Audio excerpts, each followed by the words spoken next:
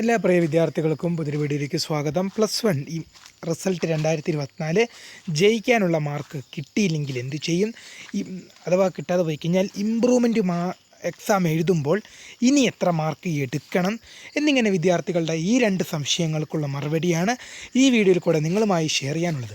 ആദ്യമായിട്ട് കാണുന്ന വിദ്യാർത്ഥികളുണ്ടെങ്കിൽ തീർച്ചയായും മറക്കണ്ട സബ്സ്ക്രൈബ് ചെയ്ത് കൂടെ പോരാൻ പ്രത്യേകം ശ്രദ്ധിക്കുക. സബ്സ്ക്രൈബ് ചെയ്യുന്നതിനൊപ്പം നോട്ടിഫിക്കേഷൻ ബെല്ലുകളിലെ ഓൾ ഓപ്ഷൻ എനേബിൾ ചെയ്യാനും വീഡിയോ യൂസ്ഫുള്ളായി തോന്നുകയാണെങ്കിൽ മാക്സിമം ലൈക്ക് ചെയ്യാനും സുഹൃത്തുക്കളിലേക്ക് ഒന്ന് ഷെയർ എത്തിക്കാനും കൂടെ പ്രത്യേകം ശ്രദ്ധിക്കുക.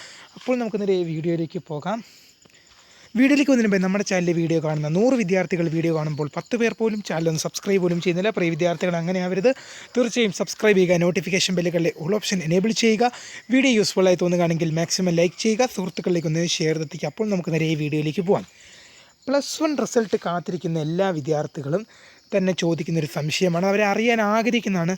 +1 റിസൾട്ട് 2024 ജയിക്കാനുള്ള മാർക്ക് കിട്ടാതെ ഏതെങ്കിലുമൊക്കെ സബ്ജക്റ്റിന് ഫെയിലായിപ്പോയി കഴിഞ്ഞാൽ ഇമ്പ്രൂവ്മെൻറ്റ് എക്സാം എഴുതുമ്പോൾ എത്ര മാർക്ക് എടുക്കണം? അപ്പോൾ അതിന് വിദ്യാർത്ഥികൾക്ക് ലൈവ് പ്രൂഫ് സഹിതമാണ് ഞാൻ ഈ വീഡിയോയിൽ കൂടെ നിങ്ങളുമായി ഷെയർ ചെയ്യാൻ പോകുന്നത്. അപ്പോൾ നമുക്ക് നേരെ ഈ വീഡിയോയിലേക്ക് പോകാം. അപ്പോൾ ഞാൻ ഈ വൈറ്റ് ബോർഡിൽ എഴുതി കാണിക്കാം, നിങ്ങൾക്കിപ്പം മനസ്സിലാകുന്ന കാര്യമേ ഉള്ളൂ. ഇപ്പോൾ +1 എന്താണ് വേണ്ടത്? നമ്മൾ +2ൻ്റെ കാര്യത്തിന് വേണ്ടി ചെയ്തതാണ്, എന്നാലും +1ൻ്റെ കാര്യത്തിന് വിദ്യാർത്ഥികൾക്ക് മനസ്സിലാകാൻ വേണ്ടി ചെയ്യുന്നതാണ്. 40 മാർക്കിൻ്റെ എക്സാമിൽ പാസ് എന്ന് പറയുന്നത് 12 12 അല്ല, 40 മാർക്കിനല്ലല്ലോ എക്സാം, സോറി 80 മാർക്കിൻ്റെ എക്സാമിൽ 24 മാർക്കാണ് പാസ് മാർക്ക്. 24 പാസ് മാർക്ക് എന്ന് പറയുന്നത്. അതായത് 80 മാർക്കിൻ്റെ എക്സാമിൽ 24 മാർക്ക് എഴുതിയെടുത്തു കഴിഞ്ഞാൽ നിങ്ങൾ പാസ്സാകും.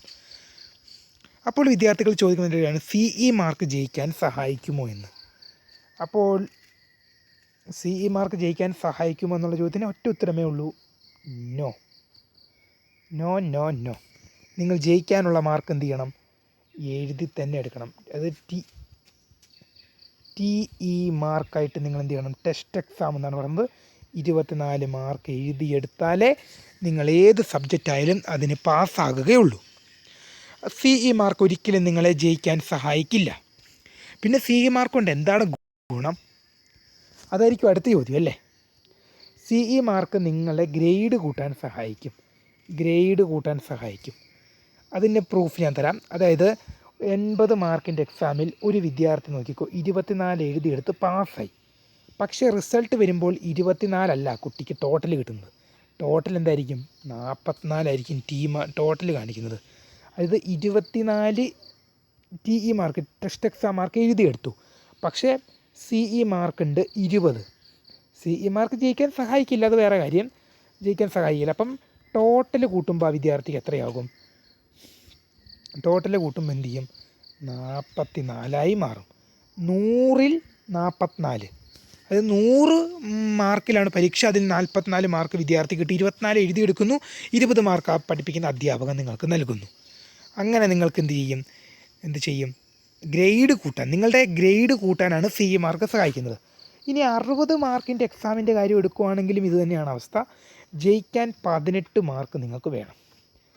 18 മാർക്ക് കിട്ടിക്കഴിഞ്ഞാൽ ആ വിദ്യാർത്ഥി പാസ്സാകും. CE മാർക്ക്, അതിന് 20 മാർക്കുണ്ട് CE. ഇവിടെ CE മാർക്ക് ജയിക്കാൻ സഹായിക്കില്ല. നിങ്ങളുടെ ഗ്രേഡ് കൂട്ടാൻ മാത്രമാണ് CE മാർക്ക് ഹെൽപ്പ് ചെയ്യുന്നത്.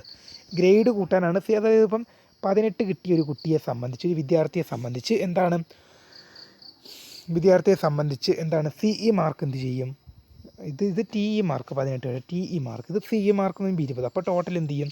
38 മാർക്ക് എന്ത് ചെയ്യും? ടോട്ടൽ ആ വിദ്യാർത്ഥിക്ക് കിട്ടും. അങ്ങനെയാണ് നിങ്ങളുടെ ഗ്രേഡ് കണക്കാക്കുന്നത്. അപ്പോൾ വിദ്യാർത്ഥികൾ, നമ്മൾ തമ്മിലുള്ള സംശയത്തിലേക്ക് ഇതുവരെ വന്നില്ല അല്ലേ, നമ്മൾ വേറെ എങ്ങോട്ടോ പറഞ്ഞു കയറിപ്പോയല്ലേ. എന്നാലും നിങ്ങൾ ഇത്ര നേരം വീഡിയോ കണ്ടതിൽ നിങ്ങൾക്ക് നഷ്ടമൊന്നും വന്നിട്ടില്ല. കാരണം തമ്മിലിൽ കൊടുക്കാത്ത കാര്യമാണ് വീഡിയോയിൽ പറഞ്ഞെങ്കിൽ പോലും നിങ്ങളത് അറിയേണ്ട കാര്യം തന്നെയാണ്. ഇനി നമ്മൾ തമ്മിൽ കൊടുത്തോളാം. ഇപ്പം 80 മാർക്കിൻ്റെ എക്സാമിൽ 24 പാസ് മാർക്ക്, 22 കിട്ടിയുള്ളൂ.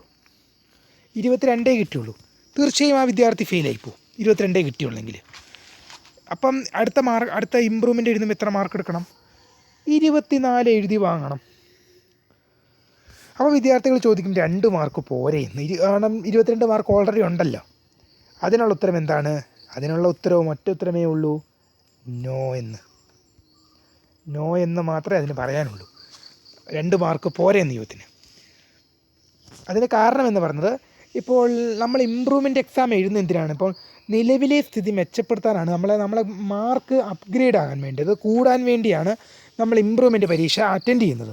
അപ്പോൾ ഇമ്പ്രൂവ്മെൻ്റ് പരീക്ഷ അറ്റൻഡ് ചെയ്യുമ്പം നിങ്ങളെന്താണ്, ഇപ്പോൾ ഞാൻ പറഞ്ഞത് 22 മാർക്ക് ലഭിച്ച ഒരു വിദ്യാർത്ഥിക്ക് എന്ത് ചെയ്യണം? ഗ്രേഡ് കൂടണമെങ്കിൽ ആ വിദ്യാർത്ഥി എന്ത് ചെയ്യണം?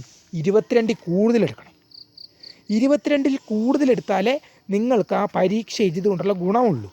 ഇനിയിപ്പോൾ നിങ്ങൾക്ക് 22ാമത് പരീക്ഷ എഴുതുമ്പോൾ എത്രയാണ്? 20 കിട്ടിയുള്ളൂ. നിങ്ങൾ അടച്ച പൈസ വേസ്റ്റായി. അപ്പോൾ നിങ്ങൾ ചോദിക്കും 20 പൈസ കൊടുത്തിട്ട് ഇപ്പോൾ 2 മാർക്ക് പോയല്ലോ സാറേ എന്ന്. അത് നിങ്ങൾ പേടിക്കണ്ട, കൂടിയ മാർക്കേ പരിഗണിക്കുള്ളൂ. ആദ്യം ഇപ്പം ഫസ്റ്റ് എക്സാമിൽ ഇത് പബ്ലിക് എക്സാമിൽ 22 പബ്ലിക്ക്, ഇത് 20 ഇമ്പ്രൂവ്മെൻറ്റിൻ്റെ ആണെങ്കിൽ, ഇത് ഇമ്പ്രൂവ്മെൻ്റ് ആണെങ്കിൽ ഏത് മാർക്കാണ് പരിഗണിക്കുക? ഇപ്പം ഇമ്പ്രൂവ്മെൻറ്റ് കിട്ടിയത് കുറവാണെങ്കിൽ എന്ത് ചെയ്യും? ആ കുറവുള്ള മാർക്ക് എന്ത് ചെയ്യും? അങ്ങ് അവർ ക്യാൻസലേഷൻ ചെയ്യും. എന്നിട്ട് ഈ മാർക്ക് എന്ത് ചെയ്യും? സർട്ടിഫിക്കറ്റിലേക്ക് 22 പരിഗണിക്കും. അങ്ങനെയാണ് ചെയ്യുക. ഇനിയിപ്പോൾ നിങ്ങൾക്ക് 22 കൂടുതലാണ് വരുന്നത്. ഇപ്പം ഇത് പബ്ലിക് എക്സാമിൽ 22 നിങ്ങൾക്ക് ഇമ്പ്രൂവ്മെൻ്റ് എഴുതുമ്പോൾ എന്ത് ചെയ്യാണ്? ഒരു 30 മാർക്കാകുകയാണ്. 30 മാർക്കാണ് ഇമ്പ്രൂവ്മെൻ്റ് എക്സാമിൻ്റെ മാർക്ക്. അപ്പോൾ നിങ്ങൾ ചോദിക്കും ഏത് മാർക്ക് പരിഗണിക്കുമെന്ന്. അന്നേരം 30 പരിഗണിക്കും. കൂടിയ മാർക്ക് ഏതാണോ അതായിരിക്കും എന്ത് ചെയ്യാൻ പോകുന്നത്? പരിഗണിക്കാൻ പോകുന്നത്. അന്നേരം എന്ത് ചെയ്യും? ഈ 22 എന്ത് ചെയ്യും? ക്യാൻസലേഷൻ ചെയ്യുന്നതായിരിക്കും. നിങ്ങളുടെ 30 മാർക്ക് സർട്ടിഫിക്കറ്റ് ഇഷ്യൂ ആയിട്ട് സർട്ടിഫിക്കറ്റിനായിട്ട് പരിഗണിക്കുകയും നിങ്ങൾ എന്ത് ചെയ്യും? ആ വിഷയത്തിൽ പാസ്സാവുകയും ചെയ്യും. ഇതാണ് ഇവിടെ സംഭവിക്കുന്നത് കേട്ടോ. അപ്പം കൂടിയ മാർക്ക് എപ്പോഴും ഏതാണോ അതായിരിക്കും ജയിക്കാനായിട്ട് എന്ത് ചെയ്യുക? പരിഗണിക്കുക. ഇതാണ് വിദ്യാർത്ഥികൾ എപ്പോഴും മനസ്സിലാക്കേണ്ട കാര്യം. ഇനിയിപ്പോൾ അന്നേരം മറ്റ് വിദ്യാർത്ഥികൾ ചോദിക്കുന്നതിനാണ്, അപ്പം ഈ 60-80 എടുക്കുന്നതിനുള്ള അവസ്ഥ എന്താണ്? ഇപ്പോൾ ഒരു പരീക്ഷയ്ക്ക് നിങ്ങൾ നോക്കിക്കോ, എന്താണ് 70 മാർക്കാണ് നിങ്ങൾക്ക് കിട്ടിയത്, 72 A+ എന്ന് പറയുന്നത്. അപ്പോൾ ആ വിദ്യാർത്ഥി ചോദിക്കും, സാർ ഞാൻ A+ എടുക്കാൻ എന്ത് ചെയ്യണമെന്ന്. ഞാൻ ആദ്യമേ പറഞ്ഞു, നിങ്ങളെന്താണ് നിലവിലുള്ള മാർക്കിനെ കഴിഞ്ഞും എത്ര കൂടുതൽ എടുക്കുന്നോ അതേ നിങ്ങളുടെ ഗ്രേഡ് പരിഗണിക്കുകയുള്ളൂ, അതായത് ഗ്രേഡ് കൂടുകയുള്ളൂ. അപ്പം 70 മാർക്ക് 70 മാർക്ക് എന്താണ് പബ്ലിക്കിലുള്ളൊരു വിദ്യാർത്ഥി ഇമ്പ്രൂവ്മെൻ്റ് എഴുതുമ്പോൾ എന്ത് ചെയ്യണം? നിങ്ങളുടെ മാർക്ക് കൂടണമെങ്കിൽ 70 കൂടുതൽ, 70 + 1 എടുത്താലേ നിങ്ങളുടെ മാർക്ക് കൂടുള്ളൂ. 70 + 1 എന്ന് പറഞ്ഞാൽ അപ്പോൾ 71 ആവുള്ളൂ. പക്ഷേ എന്നാൽ പോലും 70 + 1 എന്ന് പറയുന്ന അർത്ഥം 70 കൂടുതൽ എത്ര നിങ്ങൾ എടുക്കുന്നോ, അതായത് നിങ്ങൾ എഴുതിയ മാർക്കിൽ എത്ര നിങ്ങൾ കൂടുതൽ എടുക്കുന്നോ അതേ നിങ്ങൾക്ക് ഗ്രൂഡുള്ളൂ. അപ്പം ഇപ്പോൾ 70 മാർക്കുള്ളൊരു വിദ്യാർത്ഥിക്ക് 65 ആയിപ്പോയി കഴിഞ്ഞാൽ 70 മാർക്ക് പരിഗണിക്കും, 65 ക്യാൻസൽ ചെയ്യും. 70 മാർക്കിൽ എത്രയാണോ നിങ്ങൾക്ക് കൂടുതലായിട്ട് ലഭിക്കുന്നത് അതിനാണ് നിങ്ങളെ പാസ് മാർക്കായിട്ട് പരിഗണിക്കുന്നത്. പാസ് മാർക്കല്ല, നിങ്ങളുടെ ഗ്രേഡ് കൂടാൻ സഹായിക്കുന്നത്. എപ്പോഴും കൂടിയ മാർക്കായിരിക്കും പരിഗണിക്കുക.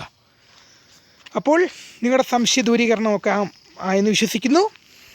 അപ്പം എന്താണ് വീഡിയോ വൈൻഡപ്പ് ചെയ്യാണ്. തീർച്ചയായും സബ്സ്ക്രൈബ് വെക്കാൻ ഓർമ്മിക്കുക. നിങ്ങൾക്ക് +2 കാലഘട്ടത്തിലും നിരവധി ഉപകാരങ്ങൾ ഈ ചാനലിൽ കൂടെ ഉണ്ടാകും. അപ്പോൾ പുതിയൊരു വീഡിയോയിൽ കാണാം. അതുവരേക്കും ബൈ. സ്മിസ് Kariya signing off.